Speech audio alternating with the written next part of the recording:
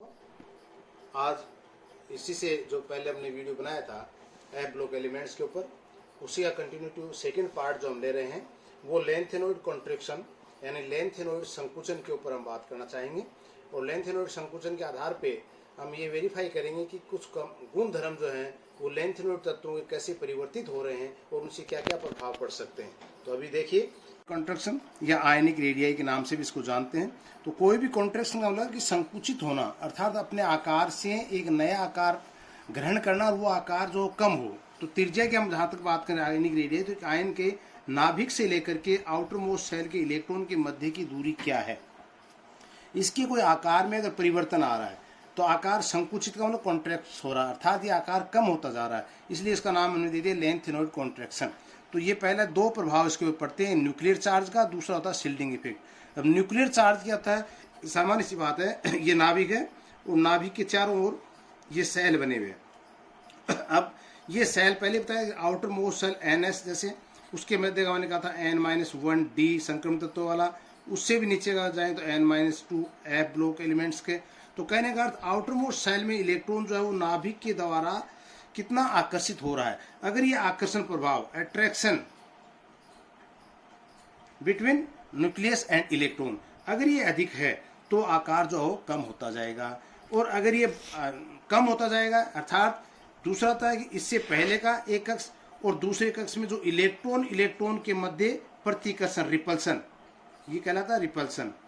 तो रिपल्सन अगर अधिक है तो उसका आकार बढ़ता जाएगा, साइज बढ़ती जाएगी। तो यहाँ पे हम कह रहे हैं कॉन्ट्रैक्शन हो रहा है, अर्थात संकुचित हो रहा है। इसका मतलब नाभिक के प्रति बाह्य इलेक्ट्रॉन का आकर्षण बढ़ रहा है। तो इसमें दो बातें हैं, एक न्यूक्लियर चार्ज, एक और शिल्डिंग इफेक्ट। तो न्यूक्लियर चार्ज का तो अट्रैक्शन का प्रभाव हो गया, दूसरा आता है शिल्डिंग इफेक्ट। शिल्डिंग इफेक्ट क्या होता है, जब अंदर के, मैंने पहले बताया कि N-2 F ब्लॉक के एलिमेंट जो होते हैं नाभिक के ज्यादा नजदीक होते हैं और उसके बाहर N-1D संक्रमण तत्व होते हैं और उसके बाद NS आउटर मोस्ट इलेक्ट्रॉन होते हैं। तो ये अंदर के इलेक्ट्रॉन जो है अपने ताकत के द्वारा जो संक्रमण तत्व और आउटर मोस्ट बाह्य इलेक्ट्रॉन को नाभिक के आकर्षण से कैसे बचा सकते हैं, या यूं कह सकते हैं इसको कि बाहर के इलेक्ट्रॉन का नाभिक के प्रति आकर्षण में कमी करना या आकर्षण को रोकना, ये क्या कहलाता है, शिल्डिंग इफेक्ट कहलाता है। परिरक्षण प्रभाव, यानी परिरक्षित कर देते हैं आउटर मोस्ट इलेक्ट्रॉन को नाभिक के आकर्षण से। तो ये दो प्रभाव जो है वो लेंथेनोइड कॉन्ट्रैक्शन के आधार पे हम इनको बता सकते हैं।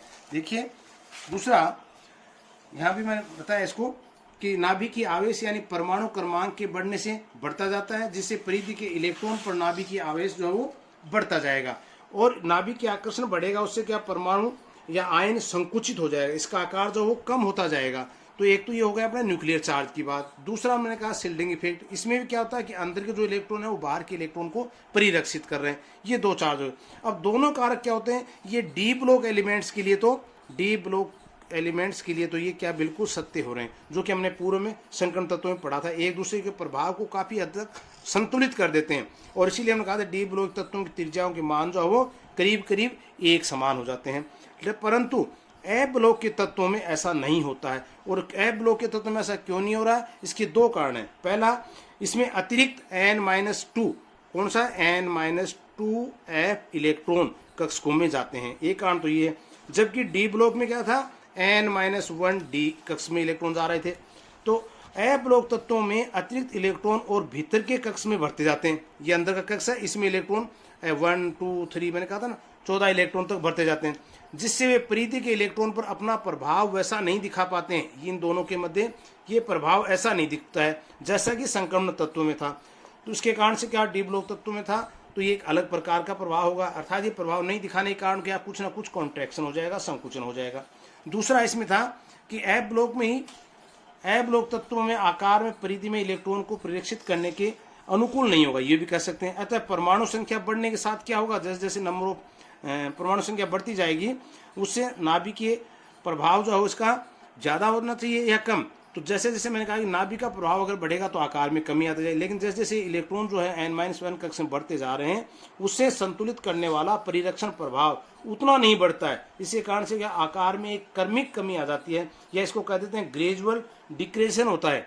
और ये क्रमिक परिवर्तन या क्रमिक कमी को हम कहते हैं लेंथेनोइड संकुचन। इसको हम एक इस प्रकार से देख सकते हैं परमाणु में स्थिति क्या होती है और आयन में स्थिति क्या होती है।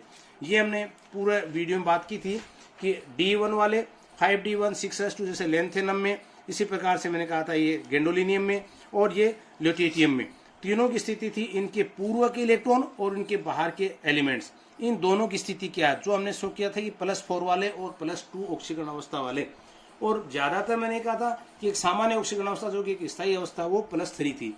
तो यहाँ आप देखिए आयनिक स्थिति में देखिए क्रमिक परिवर्तन में सीधा ऊपर से नीचे की ओर आ रहा है, अर्थात इसका मतलब क्या हुआ कि त्रिज्या का मान लेंथेनम से लिटेशियम के तक जाएंगे तो त्रिज्या का मान कई क्रमिक रूप से कम होता जाता है, और ये क्या कहलाता है लेंथेनोइड कॉन्ट्रैक्शन। यहाँ आप देख रहे हैं सीरियम को मैंने नीचे दिखाया, प्रोसोडियम को नीचे दिखाया। ये दोनों क्यों दिखाए हैं, क्योंकि मैंने कहा था आपको कि ये +4 वाली अवस्था है, लिथियम के जस्ट बाहर नहीं, यानी 5D1 के बाद का जो है वो +4 सीरियम और प्रोसोडाइमियम, जिनको अलग दिखाया है क्योंकि +4 में है, यानी यहाँ पे 4 इलेक्ट्रॉन बंद बनाने के काम में आ रहे हैं, यूँ कह सकते हैं। दूसरा इसके बाद मैंने कहा समेरियम, तो 4 इलेक्ट्रॉन बंद बनाने के काम में आ रहे हैं, तो ये और आकार में और स्थिति परिवर्तित हो जाएगी। +2 के अंदर आप देख रहे हैं इनको मैंने ऊपर दिखाया, इसका मतलब 1 इलेक्ट्रॉन और फ्री है, यानी बंद बनाने में केवल 2 इलेक्ट्रॉन यहाँ पे भाग ले रहे हैं, तो इसलिए इनको अलग दिखाया। तो एक क्रमिक परिवर्तन सामान्य रूप से हम कह सकते हैं। दूसरा ग्राफ इसका एक और देखिए आप, जहाँ पे एटॉमिक रेडियाई और एटॉमिक नंबर के बीच ग्राफ खींचा हुआ, ये क्या शो कर रहा है आप देख रहे हैं बेरियम, उसके बाद यूरेपियम और येट्रिबियम। यूरोपियम और एट्रिबियम के अंदर एक सामान्य है, अगर हम एटॉमिक परमाणु त्रिज्या के रूप में चलें तो आप देखें क्रमिक परिवर्तन नहीं होकर के यूरोपियम और एट्रिबियम की पीक जो है वो हाईएस्ट शिखर को प्राप्त कर रही है। इसी रूप में सीरियम आफ्टर लेंथेनम और बिफोर प्रोसोडाइमियम के बीच में सीरियम और ट्रिबियम, इन दोनों के हमने कहा कि इनकी त्रिज्या जो और भी कम हो रही है, यानी एक रूट बन रहा है, उस रूट से कुछ की कम हो रही है, कुछ की ज़्यादा हो रही है। यहाँ ज़्यादा होने के कारण मैंने क्या बताया था कि यहाँ पे 2 इलेक्ट्रॉन बंद बनाने में भाग ले रहे हैं, इसका मतलब इसका आकार और बढ़ता जाएगा। यहाँ पे 4 इलेक्ट्रॉन, सीरियम के अंदर 4 इलेक्ट्रॉन बंद बनाने में भाग ले रहे हैं, तो मैंने कहा लेंथेनम से सीरियम भी यहाँ आना चाहिए था, लेकिन चूंकि इसकी त्रिज्या में एकदम कमी आ जाती है, प्रोसोडाइमियम की त्रिज्या फिर वापस लिथियम की क्रॉस चलती रहती है। तो इस प्रकार से परमाणु त्रिज्या में संकुचन बहुत कम होता है, कह सकते हैं, यानी 0.09 एंगस्ट्रॉन के बराबर होता है परमाणु त्रिज्या में।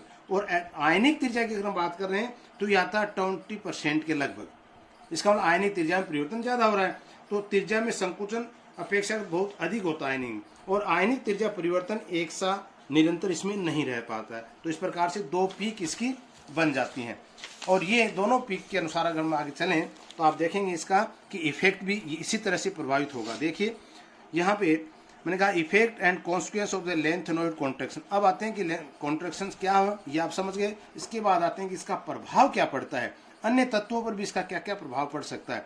अब यहाँ पे आप 2 चीज़ देखिए, 3rd B और 4th B। मैंने पहले कहा था आपको 3rd B में क्या आता है हमारे पास, स्कैंडियम, ट्रिबियम, लेंथेनम, एक्टिनम। तो स्कैंडियम के बाद टाइटेनियम, तो ये पहले 3rd B की हम बात कर रहे हैं। तो यहाँ आप देखिए स्कैंडियम 21 यानी ऑर्गन एक इनर्ट गैस है, इसका विन्यास क्या है 3D1 4s2।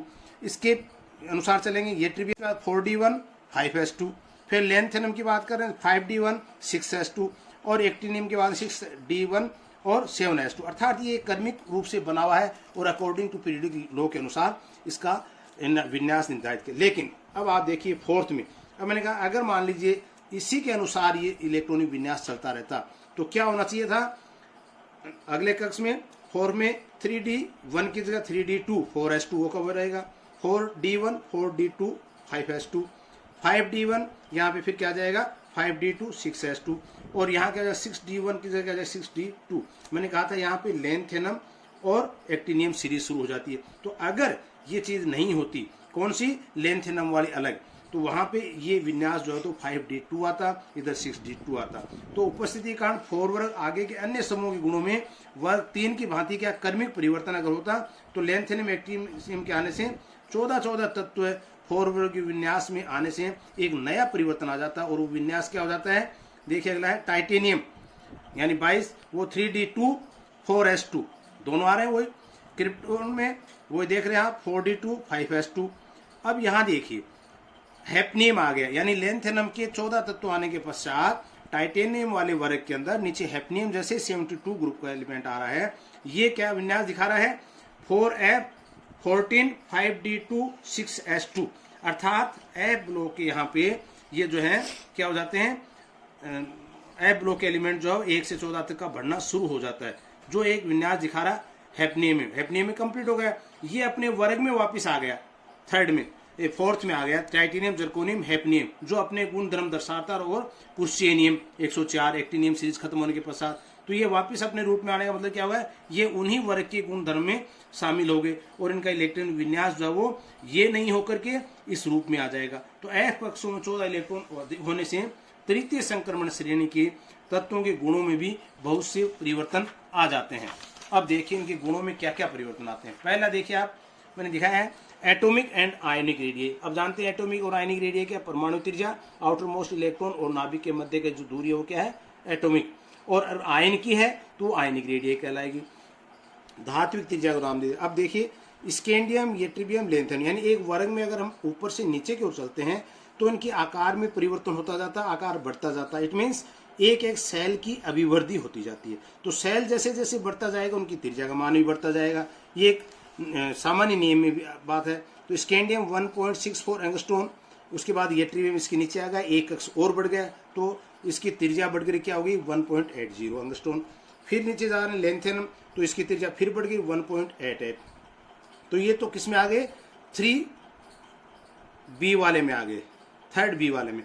अब फोर्थ बी में अगर हम बात करते हैं तो फोर्थ बी में देखिए टाइटेनियम 1.45 एंगस्ट्रॉन, उसके बाद नीचे आता है जर्कोनियम, अकॉर्डिंग टू रूल बढ़ रही है बिल्कुल 1.59। बट हैफनियम में आने पर आप नोट करेंगे कि 1.56, इट मीन्स जर्कोनियम से भी कम हो गई।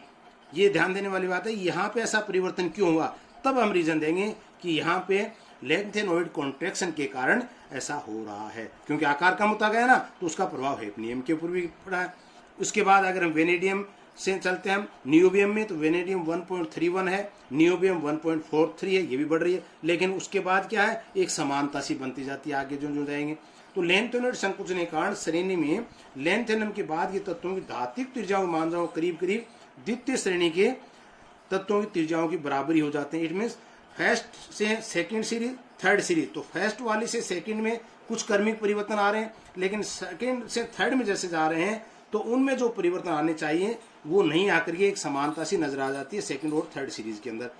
संक्रमण श्रेणी तत्वों में प्रथम और द्वितीय श्रेणी गुणों का एक क्रमिक परिवर्तन होता है जो अकॉर्डिंग टू रूल है, लेकिन लेंथेनम संकुचन के कारण द्वितीय और तृतीय श्रेणी के गुणों में काफी समानता आ जाती है। इसलिए हम कहते हैं कि फर्स्ट सीरीज के गुणों में थर्ड सीरीज के गुणों में काफी अंतर है, लेकिन सेकंड और थर्ड के गुणों में काफी समानता। उसका कारण क्या है, लेंथेनोइड कंट्रैक्शन। तो ये एटॉमिक आई रेडियाई और आयनिक रेडियाई की बात। सेकंड ग्रुप आता है इसमें कि डेंसिटी या फिर क्या प्रभाव पड़ता है। डेंसिटी मतलब कॉम्पैक्ट कैसे बन पाते हैं। तो आप देखेंगे कि स्कैंडियम की डेंसिटी 3.0 ग्राम पर सेंटीमीटर क्यूब है, येट्रियम 4.5। जैसे जैसे नीचे जा रहे हैं हमने कहा आकार बढ़ता जा रहा है, लेकिन उसके अंदर इलेक्ट्रॉन्स की संख्या भी बढ़ती जा रही है। लेंथेनम 6.2। लेकिन फिर वही फोर्थ और फिफ्थ वर्ग की अगर हम बात करेंगे तो टाइटेनियम से जर्कोनियम तक 4.5 से 6.5 की बढ़ोतरी हुई, लेकिन जैसे जर्कोनियम से हैफनियम में आते हैं तो ये लगभग डेंसिटी जो डबल के बराबर हो जाती है 13.1। इसी प्रकार से नियोबियम से टाइटेनियम में अगर आएंगे तो ये भी 16.6 के बराबर, अर्थात अकॉर्डिंग टू रूल नहीं होकर के इसकी जस्ट डबल हो जाती है। तो मैंने कहा था कि द्वितीय और तृतीय श्रेणी के तत्वों में काफी समानता इसमें आ जाती है और इनका मान जो लेंथेनम संकुचन के कारण तृतीय श्रेणी के सदस्यों में धनायन द्वितीय श्रेणी की तुलना में बहुत अधिक, लगभग 2 गुने के बराबर ये मान हो जाता है। थर्डली आता है इसमें आयोनाइजेशन पोटेंशियल। आयोनाइजेशन पोटेंशियल क्या है, आउटर मोस्ट इलेक्ट्रॉन को निकालने के लिए नाभिक के आकर्षण को वहां से कम किया जाता है, या नाभिक के आकर्षण बल को खत्म कर एक आउटर मोस्ट सेल से इलेक्ट्रॉन को अगर निकाला जाता है और जो ऊर्जा काम में ली जाती है उसको कहते हैं आयनन विभव या आयोनाइजेशन पोटेंशियल किलो कैलोरी पर मोल। तो वर्ग में ऊपर से नीचे की ओर जाने पर आयनन विभव के मानों में कमी होती जाती है। कमी क्यों होती है, क्योंकि सामान्य सी बात है जैसे जैसे नीचे आते जाएंगे वर्ग में एक सेल का निर्माण होता जाता है और सेल बढ़ती जाएगी तो नाभिक से आउटर मोस्ट इलेक्ट्रॉन की दूरी भी बढ़ती जाएगी, जिसे इलेक्ट्रॉन को निकालने के लिए कम ऊर्जा की आवश्यकता होगी। आप देखिए स्कैंडियम 152.8 किलो कैलोरी पर मोल है आयनाइजेशन एनर्जी। ये ट्रिबियम की इससे कम होगी 150, लेंथेनम की और भी कम होगी। इधर आप देखेंगे टाइटेनियम से जर्कोनियम में दूरी 159 लगभग बराबर आ रही है, जर्कोनियम से हैफनियम में बढ़ गई। फिर उन्होंने कहा था यहाँ पे होनी क्या चाहिए थी, कम होनी चाहिए थी, लेकिन बढ़ गई। बढ़ क्यों गई, क्यों लेंथेनॉइड एलिमेंट्स के संकुचन के कारण एक कॉम्प्लेक्सिटी बढ़ गई और जो इलेक्ट्रॉन थोड़ा दूर थे वो और नाभिक के नज़दीक आ गए। तो नाभिक के जितने नज़दीक आएंगे तो इलेक्ट्रॉन को आउटर मोस्ट सेल से बाहर निकालने के लिए ऊर्जा की अधिक आवश्यकता पड़ेगी, इसलिए इसका मान बढ़ गया। इसी प्रकार से वेनेडियम में, नियोबियम में देखिए 156.5160। उसके बाद टाइटेनियम देखिए सीधी 183 यानी एकदम बढ़ गई। तो उसका कारण क्या हो, लेंथेनॉइड संकुचन के कारण तृतीय श्रेणी के तत्वों का आकार काफ़ी छोटा हो जाता है और उसके बाह्यतम इलेक्ट्रॉन को नाभिक से दूर करने के लिए, ये कहें कि अनंत दूरी तक ले जाने के लिए बहुत ऊर्जा की आवश्यकता होती है। तो आयनन विभव का मान ये बढ़ जाता है, बड़े रूप में मिलेगा। इसके बाद आता है अगला, occurrence of ytterbium with heavy lanthanoids. कहते हैं कि येट्रीबियम को कई बार हम कहते हैं लेंथेनॉइड के साथ भी रखा जा सकता था, और येट्रीबियम के गुण जो है वो भारी लेंथेनॉइड के तत्वों से काफ़ी मिलते जुलते हैं। बिल्कुल ठीक है। क्यों मिलते जुलते हैं? क्योंकि अगर इसके हम आयनिक त्रिज्या की हम बात करें तो येट्रीबियम की आयनिक त्रिज्या जो है वो 0.89 एंगस्ट्रॉन के करीब है, और इसी से मिलते जुलते कंपाउंड जो हैवी लेंथेनॉइड है, हैप्नियम, होल्मियम है, इसी प्रकार से इर्बियम है, इनकी भी अगर हम देखें तो 0.88 के करीब। इसका मतलब इसकी आयनिक त्रिज्या का मान जो है वो लगभग येट्रीबियम के बराबर ही आ रहा है। तो ये कह सकते हैं हम कि वर्ग में ऊपर से नीचे की ओर आने पर आकार में वृद्धि हो रही है। येट्रीबियम की आयनिक त्रिज्या लेंथेनम से कम होती है, लेंथेनॉइड संकुचन के कारण भी घटती जाएगी। होल्मियम और इर्बियम तक आते आते इनकी आयनिक त्रिज्या का मान येट्रीबियम की आयनिक त्रिज्या के इक्विवेलेंट हो जाता है, जो यहाँ दिखाया है 0.89 एंगस्ट्रॉन से, होल्मियम की 0.89, इर्बियम की 0.88 एंगस्ट्रॉन। तो आयनिक आकार, आवेश आदि भी इसी समानता के कारण यही कह सकते हैं कि इनका आयनिक आकार है और इनके करेक्टर्स हैं, ये सब येट्रीबियम के समान ही लगभग बनते जाते हैं।